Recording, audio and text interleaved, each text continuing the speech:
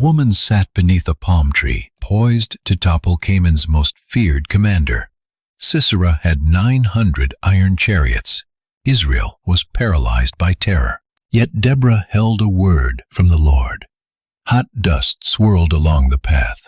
An aged woman walked hunched and weary, clutching her small son. Behind them, the distant thunder of Canaanite horses made the earth tremble in a way she knew too well. For 20 years, her people had learned to whisper inside their own homes. Empty roads, harvests gathered in the dead of night, sleepless nights haunted by the rhythmic grind of iron wheels slicing through the cold. Israel had forgotten the sound of their own voice before the Eternal. This forgetfulness bound them to a silence heavier than any enemy blade. That year, the harvest was gathered in total secrecy. Israel's men crept into the fields before dawn, reaping wheat with desperate haste, vanishing back into shadows before light could reveal them. Women ground grain in caves, blankets muffling the stone's rhythmic grinding. Children learned early never to laugh aloud. Laughter had become a dangerous luxury. Main paths stood abandoned. Roads that once connected village to village now belonged to the Canaanites. Those who dared travel them rarely returned to tell the tale. Israel hid in caves, mountains, and cramped valleys. The chosen people lived as fugitives within their own inheritance, forgetting the simple taste of breathing in peace. The deepest pain was the root of this slavery. It didn't start on a battlefield. It began years ago at a forgotten altar. A broken vow in homes where the Eternal's name was slowly replaced by the idols of neighbors. After the death of Ehud, the people returned to evil in the sight of the Most High. A generation mistook spiritual convenience for tradition. Fathers neglected to teach their children. Mothers accepted clay idols as harmless house trinkets. Elders stayed silent as religious corruption flooded the villages. As the generation who witnessed past miracles died out, the ancient stories faded. The sea that parted the manna that fell, the walls that collapsed at the sound of trumpets. Children grew up hearing only the names of Baal and Asherah. In this spiritual silence, King Jabin of Hazor realized Israel was ripe for conquest. A people who forget their Creator lose their courage long before they lose the war. Jabin handed his army to a commander feared across the region, Sisera. Sisera brought a war machine no mountain tribe could withstand. Oppression arrived slowly, like all chains do. First came the crushing taxes on the harvest, then the total ban on bearing arms. Finally, the public humiliation of local leaders who dared protest. Soon, Israel had no blacksmiths, no swords, no spears. Tools were confiscated, returned only under guard, ensuring no resistance could be forged. And the people complied. That detail hurt more than the hunger. They accepted it. They grew accustomed, learned to live, stooped to speak low, teaching their children that obedience was safer than dreaming of freedom. For 2 decades, a child could be born, grow up, marry, and raise children without ever seeing an Israelite walk the main road with head held high. This became the only reality many knew. Prophets became rare priests, scattered altars to the Eternal, overgrown with weeds. Conversations about the Creator became distant memories, spoken like half-forgotten dreams. But there was one thing Jabin and Sisera failed to calculate, something no tyrant can measure with spears and cavalry. The Eternal had not forgotten these people, even when they had forgotten themselves. Amidst Israel's spiritual darkness, someone still climbed the heights and wept in silence. Someone still guarded the promises made to Abraham, Isaac, and Jacob in their heart. This small, nearly invisible cry rose day after day, year after year. It seemed lost to the wind, but it was gathered in a place beyond the reach of any army. In the heavens, the answer was already being prepared. It did not come as the people expected, nor through the kind of leader the elders imagined, nor with the brute force men valued. Liberation would arrive by a path no one in Israel dared predict. It came through a palm tree in the hill country of Ephraim, where a silent, steadfast figure was being raised to hear what no one else could. While Sisera sharpened his iron wheels, thinking himself master of the promised land, a woman sat daily under that tree and listened to what everyone else ignored. One word from her mouth, and the silence of that land would crack from within.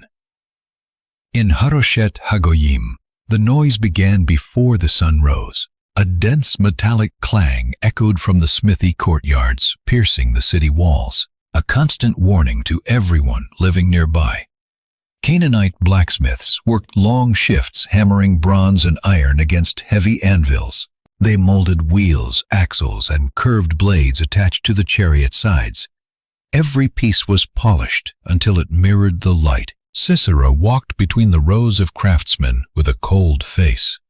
He inspected every chariot personally, running a hand over the metal, checking wheel fittings, testing the axle balance with his own body weight. 900 chariots. 900. A number that echoed in Israelite villages like a death sentence. No nation in the region had seen anything like it. No army dared stand against such a fleet. Each chariot was pulled by 2 horses trained for high-speed assault on the plains. Each chariot carried 2 warriors, one to drive and one to strike, with reinforced leather shields and bows ready to fire on the move. On the sides, Sisera had ordered lethal blades fixed, protruding from the axles. When those chariots charged in tight formation, those blades shredded everything in their path, reaping foot soldiers like a scythe through ripe wheat. A terror machine, engineered to perfection. And terror was the point. Sisera knew battle was won long before the first clash. It started when the enemy lost the will to fight, just hearing his fleet approach. He polished his reputation with calculated parades near Israelite villages. Farmers would drop their tools, hiding their children behind low walls, frozen as that glittering armored column rolled past. Kids learned to fear that sound before they could even say their names. The rhythmic, brutal thunder of hoofbeats, heavy wheels biting the earth, guttural shouts in a foreign tongue, barking commands that meant only one thing: total submission. No one in Israel dared plot against Hazor. The elders warned the youth that fighting Sisera was madness. His iron chariots were untouchable. They called it the new reality of the land. Just survive, they said. Sisera knew his psychological warfare was working perfectly. He dressed with cold calculation: crimson cape, polished bronze breastplate, a helmet with a towering plume, designed so his mere silhouette on the horizon forced entire villages to surrender without a single arrow fired. 2 decades of absolute dominion.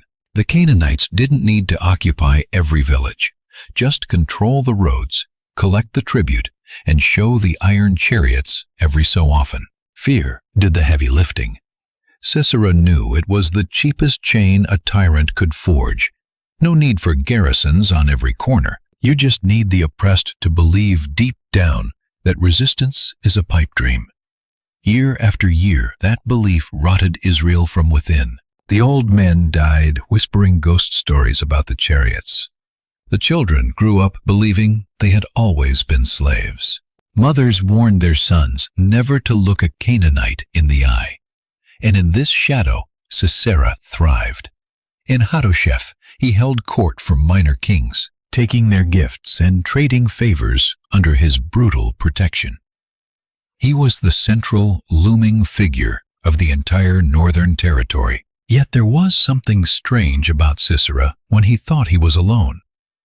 On winter nights, he would climb to his highest terrace and stare south toward the hills of Ephraim and the peaks of Naphtali. Something in that direction gnawed at him. It wasn't an army or a physical threat. It was a feeling, like something was stirring in those heights, something his spies and his iron machines couldn't reach. His commanders saw the silence in his eyes, but no one dared speak. Sisera was a man of few words, and those were always lethal commands. But his mind was a constant ticking calculation. He studied the maps, every stream, every narrow pass, every mountain trail. He knew exactly where his chariots were invincible and where the mud would kill them. He avoided the Kishon riverbed during the rains. When the waters rose, that valley became a death trap of sludge. His heavy wheels would sink like stone. But he dismissed it. Israel wouldn't have the stomach to come down from their peaks to face him. They would stay where they always stayed, hiding, silent, domesticated by the shine of the iron he had forged in Harosheth. As Sisera slept confident in his grip, far away on the heights of Ephraim, under a tree he had never seen, something was waking up, a whisper from above burning in a human heart. Between Ramah and Bethel stood a solitary palm tree on a small, dusty plateau. It had been there for decades, its trunk gnarled and strong, its canopy providing a sanctuary of shade even in the sweltering heat.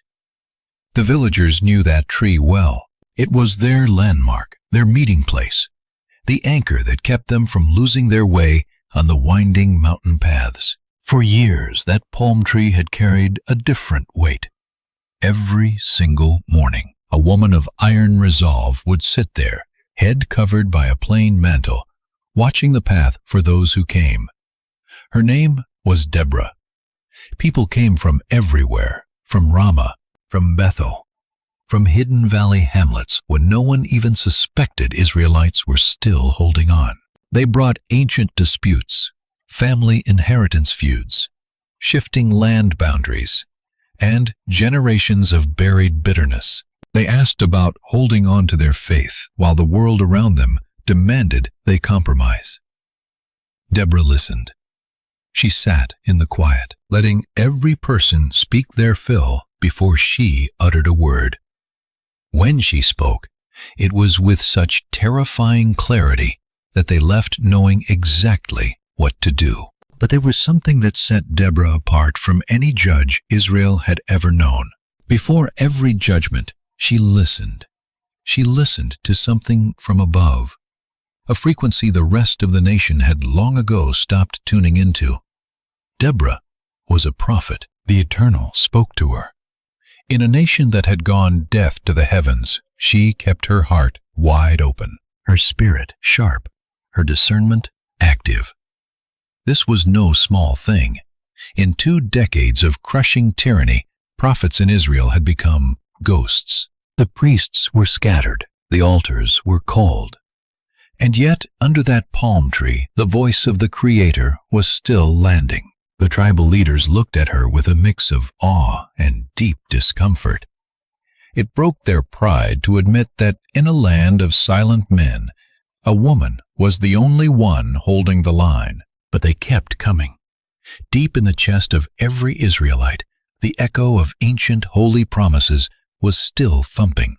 And when she spoke of those promises, they knew with a jolt of recognition that she carried a terrifying, real authority. Deborah didn't chase power. She didn't call for armies.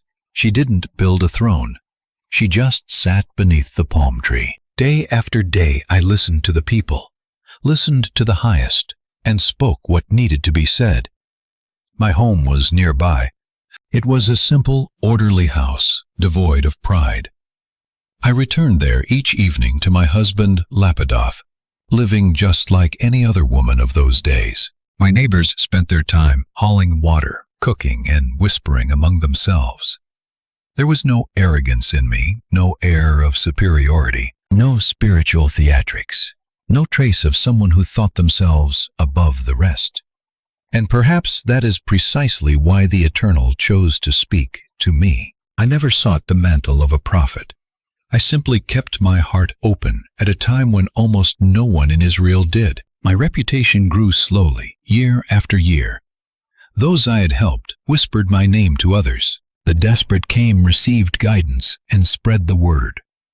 My palm tree became a spiritual beacon for the entire central region. Sisera over in Harosheth had vaguely heard of me. His spies mentioned an Israelite woman giving counsel beneath a tree in the Ephraim hills, but he paid it no mind. To Sisera, Israelite prophecy was just the folklore of a broken, defeated people. He commanded 900 iron chariots and fortified cities, holding the roads in an iron grip. A woman under a palm tree was no threat to his empire. That was the most fatal miscalculation Sisera made in his entire military career. That woman beneath the palm had access to a stream of intelligence his spies could never hope to intercept. Back then, as the book of Judges tells us, I was judging Israel. I shouldered the burden of the tribal leaders alone, doing so with a quiet, steady resolve.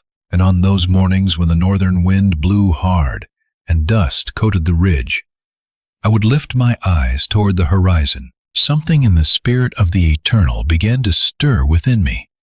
The moment had not yet arrived, but it was close. I could feel it. The very air had shifted. A season was ending.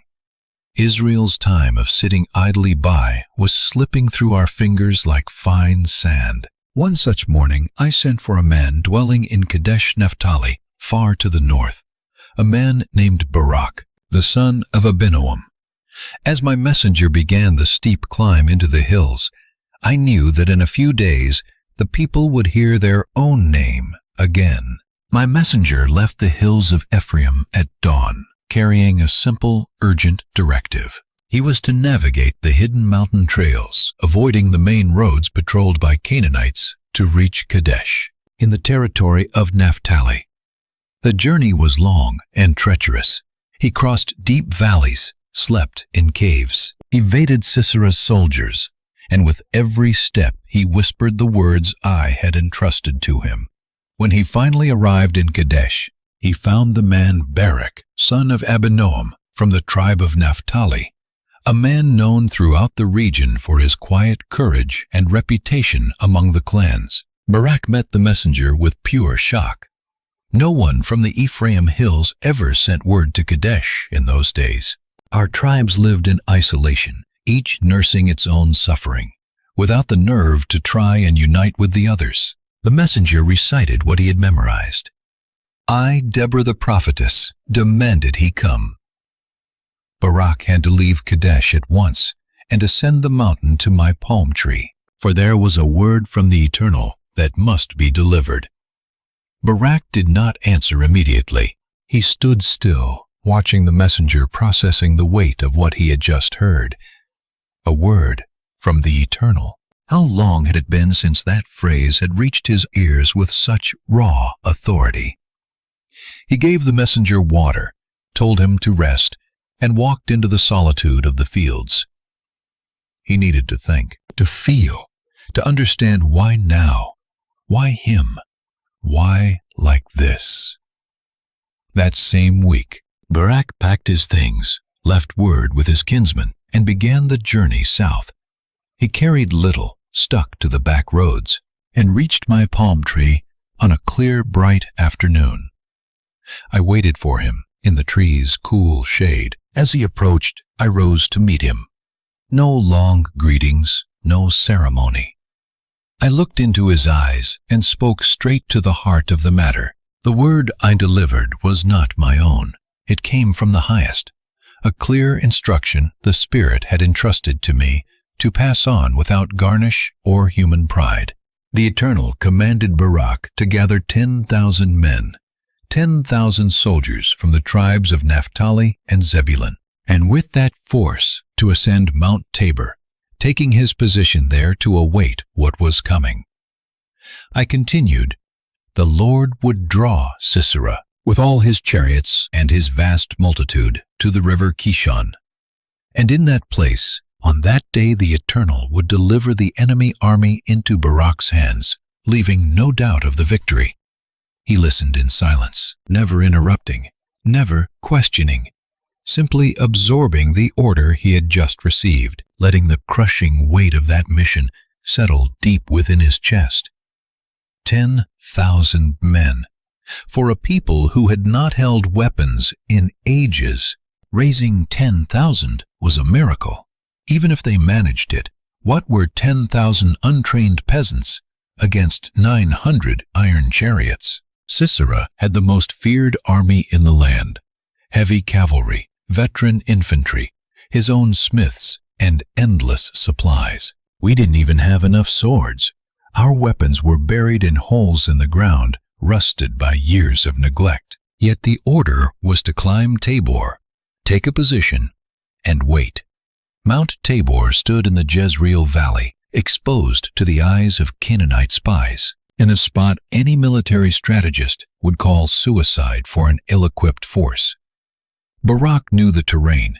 He knew exactly what this command meant. Climbing Tabor was stepping straight into the enemy's teeth. It was a silent taunt to Sisera. We are here. Come and get us. It was baiting those iron chariots into their perfect killing field. No recent Israelite leader had dared such a reckless gamble. The logical move was to hide in the mountains, exploiting terrain where those iron chariots couldn't maneuver. You would strike in fragments, ambush quickly, then vanish. But the Almighty's order defied human logic. It demanded exposure where wisdom dictated safety. Where a human general would demand retreat, heaven commanded they stand in the open. It was an ancient pattern. When the Creator prepares a deliverance, he chooses a path that strips man of any claim to the victory. Barak understood this. He had heard the old stories of the Red Sea, of Jericho, of Gideon. But hearing the tales was one thing. Being called to live one was a terrifying reality. Deborah, sensing the storm raging inside him, stayed silent. She had delivered the word. Now the man before her had to decide what to do with that command. The sun sank behind the Ephraim hills. Palm shadows stretched across the hard earth. Neighbors passed at a distance, sensing the gravity of the moment and daring not to interrupt. Barak finally drew a breath, lifted his eye, met Deborah's steady gaze, and opened his mouth. But the words that fell out were not what she expected. Barak's voice was firm, yet heavy with a nameless burden. He agreed to go to gather the 10,000, to scale Tabor, and do exactly what the Almighty commanded. But there was a condition Barak felt he had to place before sealing the pact. He looked straight at Deborah and declared he would only march if she went with him. If she stayed, he stayed. The words were simple, raw, and unadorned. He had just laid the true size of his spiritual insecurity bare. Deborah sat in silence for a few heartbeats. She looked down, then up, then back at the man. There was no anger, no disappointment, no harsh reprimand on her face, just a quiet understanding of what that request meant. Barak was a man of courage. No one could deny that. He had accepted the mission. He was willing to face Sisera, willing to rally the tribes and descend into that lethal valley. His courage was real, but his faith still clung to a visible presence. He needed to see someone who walked in direct communion with the Almighty. Without that, his resolve faltered. Deborah understood. She agreed to go, to set out for Kadesh and then the slopes of Tabor. No shaming, no lectures on small faith, but before sealing the promise, she spoke a final word that would haunt Barak for the rest of his life. She spoke calmly, without drama, with the cold authority of heaven. Deborah declared that though Barak would finish the journey, the honor of the final victory would not be his. The Lord would deliver Sisera into the hands of a woman. The sentence hung in the air. Barak felt the weight pierce his chest like a silent blade. It wasn't a punishment. In time, he would understand. It was a mirror revealing who he was in that moment. The glory of crushing the general who had terrorized Israel would not belong to the military leader. It would fall to someone unexpected, a woman whose name neither Barak nor Deborah yet knew. Under that palm tree, not even the prophetess knew her identity. The prophecy was given, but the person remained a secret. Only the Eternal knew in which tent, which village, or which corner of the land she waited. Deborah made it clear she would go, she would be at Tabor at the moment of decision. But the final glory, the death blow to Sisera, would come by another hand. Barak lowered his head. It wasn't humiliation he felt. It was recognition. He saw that his faith had demanded a human crutch, and that demand had a price. The Almighty would still honor his obedience. He would have his place in the story. His name would be remembered as the leader who raised the 10,000 and marched into the valley. But the most celebrated moment belonged to another, and perhaps deep down Barak felt relief. The mission was too heavy to carry alone. Knowing someone else would deal the final blow eased the crushing responsibility on his shoulders. Deborah rose, gathered her few things, said goodbye to the women of the village, and spoke briefly to her husband Lapidoth, who was long accustomed to her life as the prophetess of the Eternal. They set out together toward the north. Barak took the lead, knowing the secret paths. Deborah followed, mounted on an animal laden with supplies. It was a strange sight, prophetess and warrior marching to call a nation. They spoke little on the road. Words were unnecessary. Each carried the gravity of what was to come in their hearts. Both knew this journey had no return. Either Israel would rise, or it would be buried in silence. When they reached Kadesh, Barak summoned the tribal elders. Messengers were sent rushing to the clans of Naphtali and Zebulun. The word had to spread before Canaanite spies noticed the movement, and while those messengers tore across the hills, carrying the call of the Almighty through Deborah and Barak, somewhere far away near the border of the Kenites, a woman tended her tent, never dreaming her name was about to be woven into a song that would haunt the centuries. Messengers surged from Kadesh in every direction. Some tore down the valleys of Naphtali. Others crossed hills toward Zebulun. Each carried the same lethal word. The time to crawl from the shadows had arrived. The clans received the call, trembling. Families abandoned their grain in the bunkers. Fathers dropped their tools. Sons stared at them uncomprehending, yet seeing a cold, sharp resolve in their faces. The men began to emerge from the caves. They unearthed rusted weapons buried for years. Polishing the blades as they could, they cinched belts of rotting leather, kissing the brows of wives and children, not knowing if they would return. In days, the numbers swelled with terrifying speed. 300, 1,000, 5,000. The hidden mountain trails bled men, all marching to Barak's grim gathering point. They poured from villages long forgotten, from clans the world thought had been wiped off the map forever. They wore rags and worn sandals, yet carried something in their eyes that had been dead for ages. When the final group hit the mark, the count was exact, just as the Eternal had spoken through Deborah. 10,000 men standing ready to do the impossible. Barak stared at that sea of souls and felt his heart seize. 2 decades of silence shattered in a heartbeat.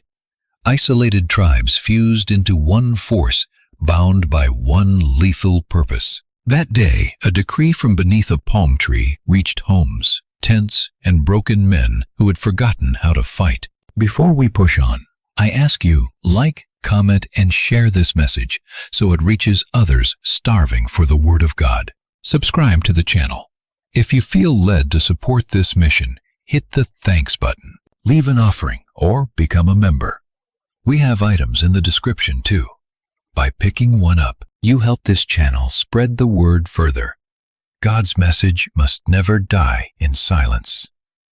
Deborah walked among the men. She paused in the ranks, meeting the gaze of fathers, of boys too young for carnage of elders.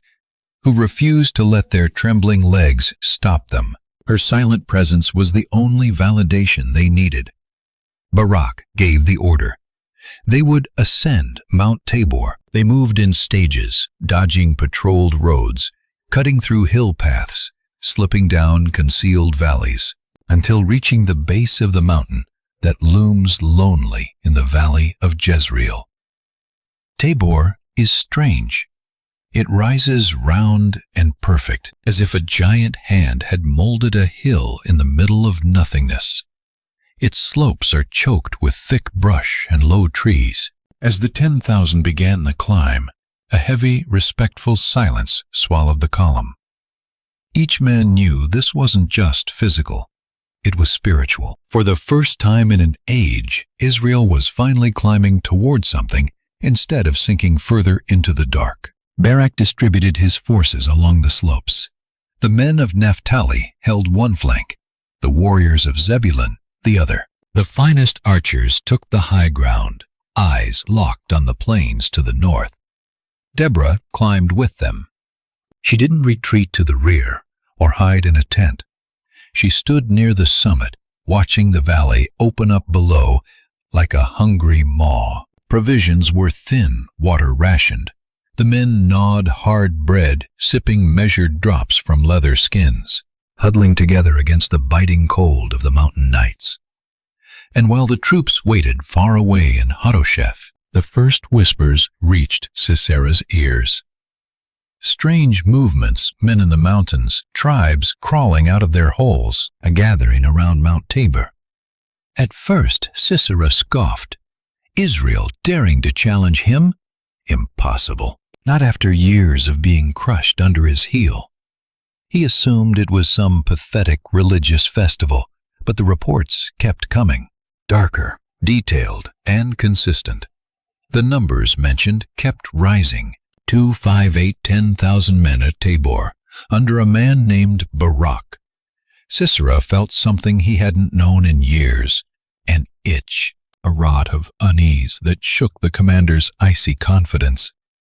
He called his captains, ordered the chariots readied, commanded that every one be overhauled, the horses fed on the best grain, and every blade inspected piece by piece. The smiths of Harosheth burned the forges day and night.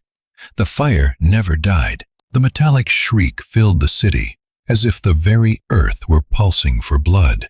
Sisera plotted the slaughter in every detail. He would lead 900 iron chariots from Harosheth in a tight formation, sweeping across the plain toward Tabor. He would trap them on the flat ground near the river Kishon, where his military advantage would be absolute. On the mountain, Barak watched through his scouts. Sisera was moving. The dust churned up by Canaanite horses was visible for miles to anyone watching the horizon. The men of Israel began to shake. The abstract idea of fighting Sisera was one thing, but seeing that pillar of dust approach, knowing 900 iron chariots were hidden within it, was something else entirely. Barak sought Deborah. He needed a word. He needed to know if it was time to descend, or if they should keep waiting on the heights, watching the enemy creep toward the valley. Deborah sat high above, scanning the horizon with chilling calm. She knew the signal was coming. It would descend from the heights, just like the command from above. Once it arrived, doubt would vanish from every heart on that mountain. Morning dawned gray over the Jezreel Valley. Storm clouds boiled on the northern horizon, crawling in from the sea. A dense, suffocating curtain rolled toward the plains where armies waited to clash. Atop Mount Tabor, Barak was already awake. He paced the ranks, inspecting steel and armor, whispering orders to his captains. Everything was ready. They only needed the final word from Deborah. Below, near the Kishon Brook, Sisera had already positioned his war machine. 900 iron chariots formed a glittering, lethal line, waiting for one command to butcher. Horses shrieked, drivers gripped the reins with white knuckles. Archers checked the dry fletching in their quivers. Every Canaanite soldier knew his place in that perfectly tuned formation. Sisera prowled behind the chariots, eyes tracking every detail with the cold precision of a veteran commander. He knew this valley. He had slaughtered here before and knew exactly how to pin an enemy against the slopes. High above, Deborah rose. She moved toward Barak, steps steady. The wind whipped her cloak. She stared at the valley, then the sky, then locked eyes with the warrior. Her voice cut through the air, carrying the terrifying authority of the divine. Rise, for this is the day the Lord delivers Sisera into your hands. Has the Lord not gone out before you? The words hit the mountain like a physical weight. Barak felt the command settle into his bones. He turned to his captains, raised his arm, and gave the signal they had prayed for. 10,000 men began to descend. No panic, no mindless rushing. They marched with a calculated dread of men realizing that something far greater than them was leading the charge. Tabor is steep. They leaped over jagged stones and tangled brush, gripped tight on their weapons. The rhythmic thrum of 10,000 feet began to shake the mountain, a warning the Canaanites felt in their gut. Sisera turned. His eyes narrowed. For the first time in an age, Israel had crawled out of hiding, descending, advancing into the open plain. The perfect killing floor for his iron chariots. He smiled to himself. This would be the total annihilation of Israel for generations to come. He raised his hand and screamed the order to advance. The chariots groaned into motion. Wheels rumbled over the dry earth. The blades on their sides glinted in the gray morning light. The entire formation slid toward the descending Israelites. Then the heavens fractured. This was no ordinary storm. A monstrosity of a tempest slammed into the Jezreel Valley, turning the air into a suffocating wall of ice-cold water. Lightning scorched the clouds, thunder driving the Canaanite war horses into a frenzied, panicked state. Archer quivers filled with water. Bowstrings went slack. The dust beneath them dissolved into thick, sucking mud. Sisera looked up in terror. This was not in the omens. The priests of Baal had promised victory. There was no sign of rain. The iron chariots faltered. Heavy wheels sank into the mire, instantly dead weight. Drivers whipped their panicked horses, trying to force a path, but the ground swallowed the entire fleet whole. It was then the Eternal manifested before Israel. The Kishon Brook, usually a pathetic trickle, began to swell with impossible speed, fed by the relentless, violent deluge from above. The brook erupted into a raging torrent. The river turned into a flood. The surge swept over the banks, drowning the very ground Sisera had chosen to crush Israel. The terrain he thought was his greatest weapon had become a mass grave for his entire military strength. The Israelites kept coming. Barak led the front, sword raised, barking orders. The 10,000 moved with steady feet on the still dry slope, while below the enemy army choked on its own geographical trap. The Canaanites fought to turn the chariots to retreat, to save their pride. But wheels were locked, horses skidded, drivers were thrown from their perches. That precision formation, their source of arrogant strength, became a tangled mess of broken wood and useless metal. As the Israelites hit the plains, they found an army already broken. They didn't need to fight the chariots. The storm had already conquered them. Only confused, desperate Canaanite soldiers remained, slipping in the sludge, swinging waterlogged weapons at a fury they had suppressed for 2 agonizing decades. The impact was total devastation. The men of Naphtali and Zebulun fell upon the Canaanites like a human landslide. Archers fired from the high ground. Swordsmen carved through the mud. Every Israeli seemed to channel the raw, pent-up rage of 20 years of silence. And amidst that unthinkable carnage, Sisera realized something that froze his heart solid. The battle had been lost before it even began. The victory never belonged to those 900 chariots. It had been decided on the mountaintop before a single foot hit the slope. Sisera watched the end from his own command chariot. He was perched on a small rise, specifically to oversee the massacre.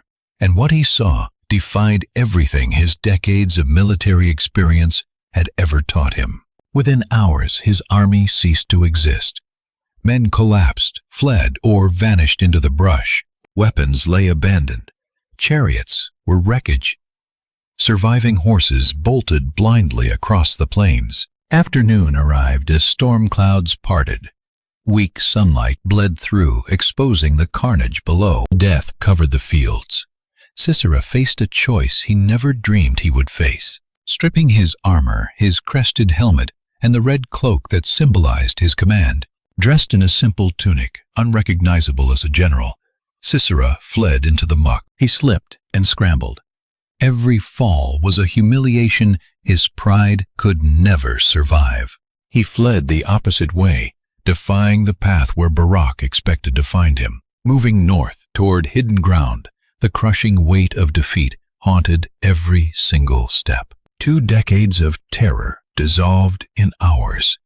His reputation ruined in a rainy morning. As he trudged alone through the desolate landscape, hidden from his hunters, he calculated his next move. He needed sanctuary, rest, and time to rebuild his power. Behind him, Barak's men sang of victory, plundering the abandoned equipment of the enemy. Israel walked those plains without fear. The valley echoed with them. But it wasn't over. Barak knew the truth. While Sisera lived, the war persisted. He rallied a strike force. They tracked the general following prints left in the deep, unforgiving, rain-soaked mud. Barak hunted for his rival.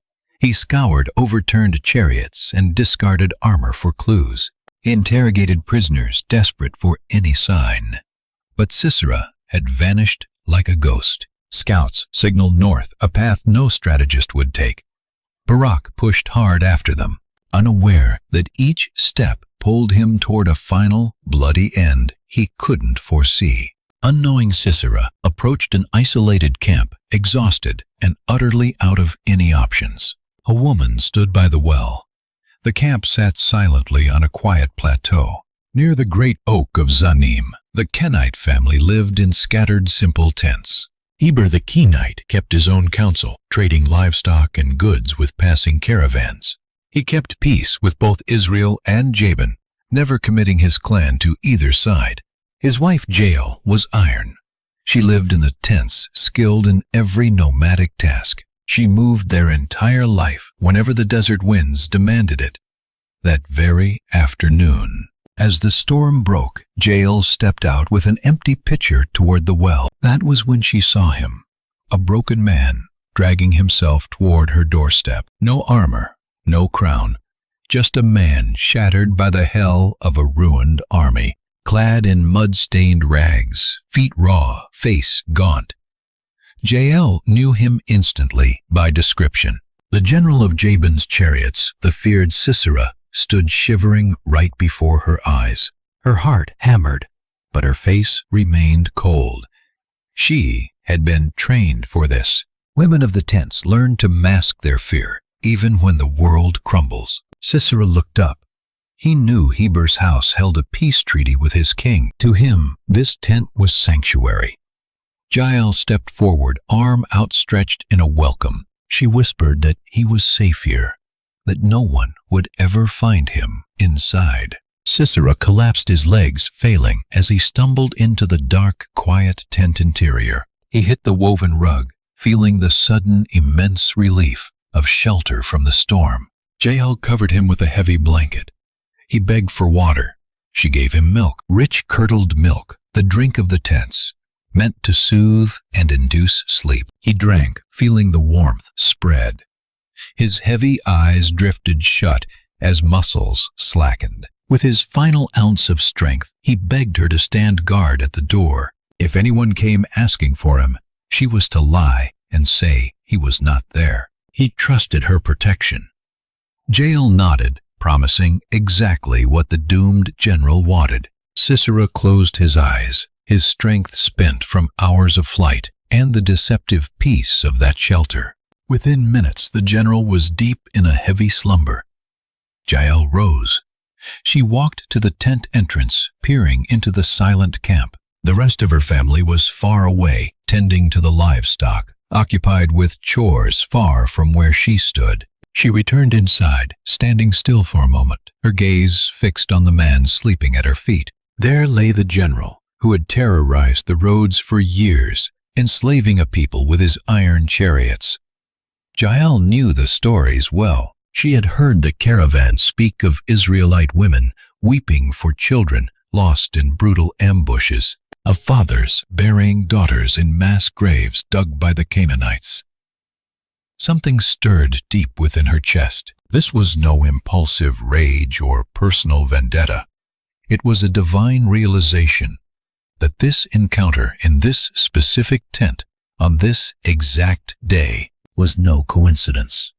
Deborah's prophecy had been spoken days ago beneath the palm of Ephraim. None yet knew who would bring Sisera to his end. Jael herself in that moment perhaps did not fully grasp the role she was destined to fulfill. She scanned the tent. The tools were organized as usual. The heavy wooden pegs for securing the tent were stacked in the corner. The mallet for driving them lay right there beside them.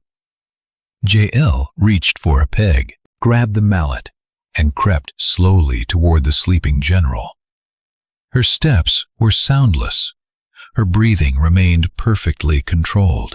There was no hesitation in her movements, yet no frantic haste either.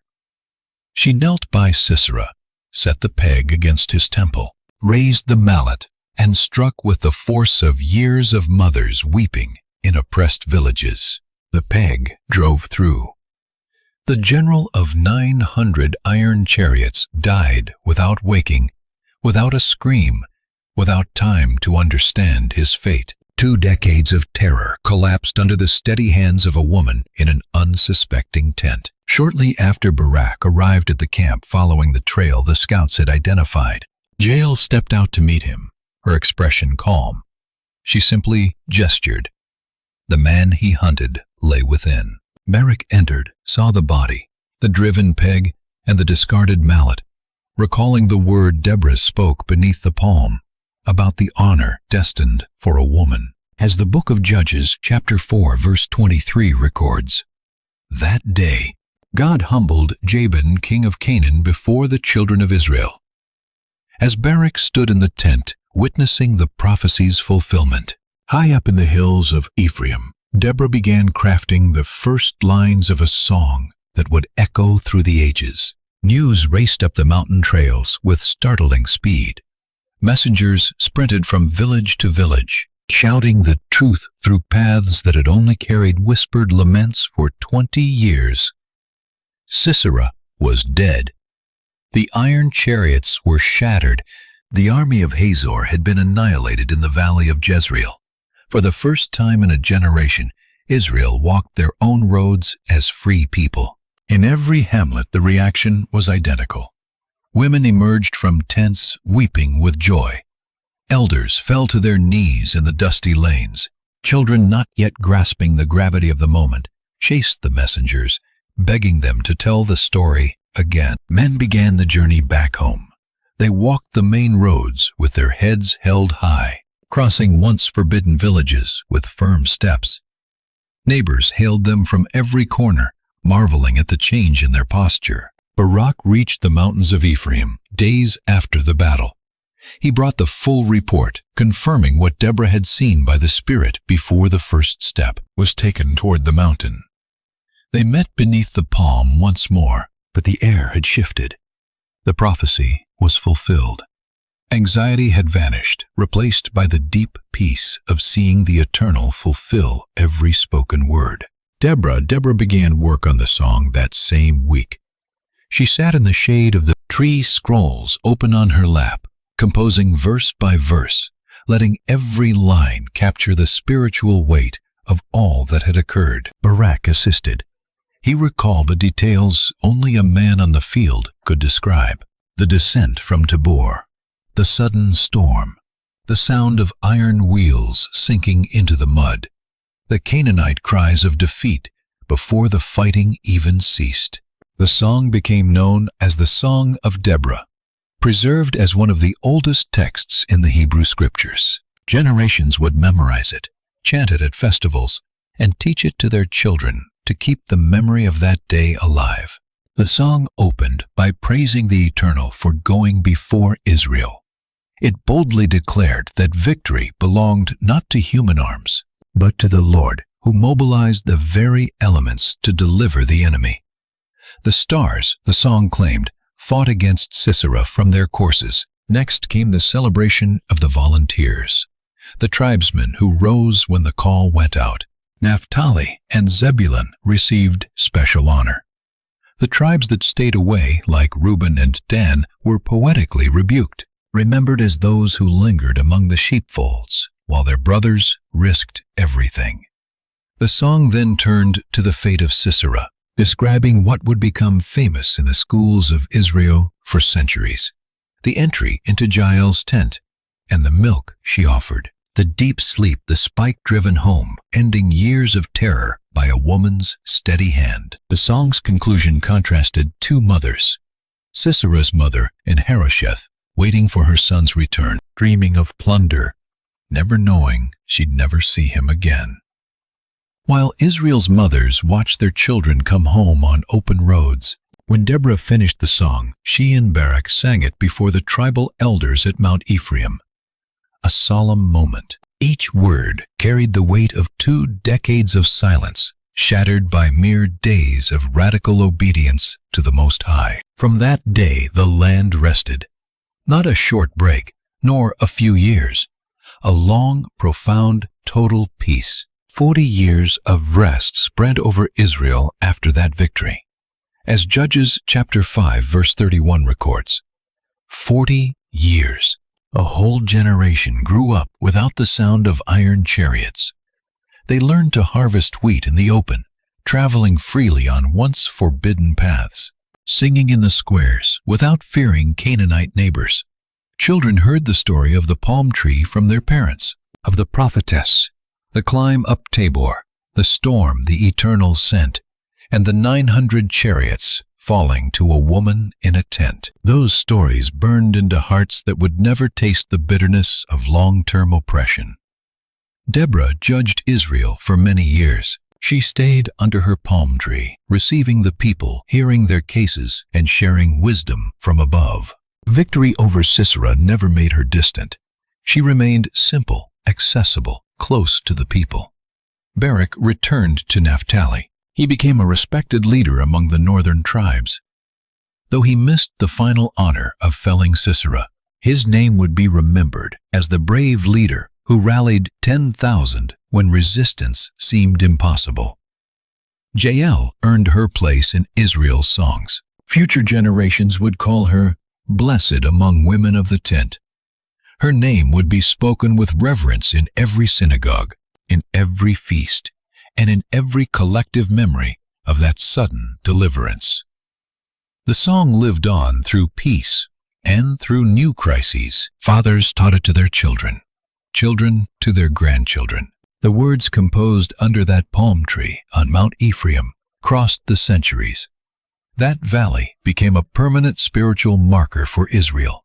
That is how generations learned how the Eternal works when His people are crushed unarmed and without hope, with no apparent human escape. Deliverance, the ancients repeated, never depends on the enemy's strength. It depends on someone listening to the Most High when everyone else has gone deaf. That lesson, carved beneath the palm tree, became Israel's sacred inheritance for generations. But one detail of that ancient history unfolds even today. Because every generation, every single heart, eventually faces its own valley of Jezreel. And that is exactly where Deborah's story stops being a distant memory and starts speaking to you. Maybe that is why you are here right now. Perhaps there is a plain in your own chest that looks like that valley. A place where your own iron chariots have been advancing for far longer than you thought you could bear. Maybe it is an addiction, dragging on for years. or a family wound that never heals, or a pain you hide, buried behind a daily smile so no one sees how heavy the burden really is. Have you tried fighting these things on your own strength? You have made plans, set goals, promised yourself it would be different this time. But every new morning, the chariots return, the chains tighten, and that old silence fills your chest again, as if it would never end. Israel also believed there was no solution. Elders told the youth it was madness to try. Mothers taught their children it was better to obey fear than to dream of freedom. The whole nation had accepted that slavery was their final reality. But the Eternal had not forgotten, even in the deepest silence, even when the altars were overgrown with weeds, even when no one seemed to remember the ancient promises. The Lord was still listening to the small cry of those who sought his face in secret. And the same Eternal who sent the storm over Jezreel is the same one watching you right this moment. He remains the same with the same power, and he still holds heavenly resources that no enemy of yours will ever be able to calculate. But there is one vital detail in that story that must be spoken clearly now. Israel's deliverance came through one person, someone who surrendered, went to the mountain, descended to the valley, and trusted the Lord's word without knowing what lay ahead. For you, the greater deliverance, the one that frees you from your inner condition, also comes through one specific person, Jesus Christ, the Son, who descended into humanity's deepest valley to face what no human had the strength to conquer alone. He went to the cross for you. He walked through the storm in your place. He let the nails be driven into his hands and feet so you could leave the tent of slavery and walk free on roads that seemed forbidden to you for so long. There is a love waiting for you today, a love that knows your name, your hidden battles, and knows the exact weight you carry, yet still chooses to tenderly call you into a long, deep, and total rest for your soul. You do not have to stay hidden in the caves. You do not have to stifle your laughter. You do not have to believe the lie that this is your new, final reality. Today could be your day of liberation. Just like Barak beneath that palm tree, you only need to say yes. If you want to return to our Savior Jesus Christ after straying, or start your journey toward eternal salvation, comment right here. Write, "Accept me, Lord Jesus. You are the only sufficient Lord and Savior of my life." And if you have already accepted him, type Amen so this message reaches others, and share the truth. The victory never belonged to those 900 chariots. The victory always belonged to the one who descends the mountain when the Father commands it. Until next time, behold the unseen terrors of the Bible, where judgment waits in the shadows, in the deep darkness. Watch closely. Prepare yourself,